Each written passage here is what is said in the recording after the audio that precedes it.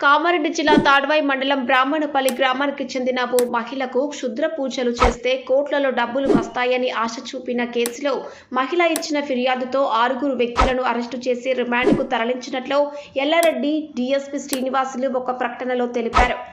తాడ్వాయి మండలం బ్రాహ్మణపల్లి గ్రామానికి చెందిన ఒక మహిళకు క్షుద్ర పూజలు చేస్తే కోట్ల రూపాయలు వస్తాయని ఆశ చూపిన అదే గ్రామానికి చెందిన పైడాకుల తిరుపతి, అతని భార్య స్వప్నాలపై బాధితురాలు ఇచ్చిన ఫిర్యాదు మేరకు కేసు దర్యాప్తు చేపట్టారు తాడ్వాయి పోలీసులు. ఈ కేసు విషయంలో అమాయకపు మహిళలే లక్ష్యంగా చేసుకొని పలు ప్రాంతాల్లో క్షుద్ర పూజలు చేస్తామని డబ్బులు వసూలు చేసి మోసం చేసిన వారిని పోలీసులు అరెస్టు చేసి రిమాండ్కు తరలించారు. బోధన్కు చెందిన షేక్ సలీం, వకలపూడి సత్యనారాయణ, బనోత్ మోతీలాల్, జమాల్పూర్ సాయికుమార్, శ్రీరామ్, సాయిలు, పైడాకుల తిరుపతులను అరెస్టు చేసి వారి వద్ద నుండి 6 సెల్ ఫోన్లు స్వాధీనం చేసుకున్నట్లు పోలీసులు వెల్లడించారు.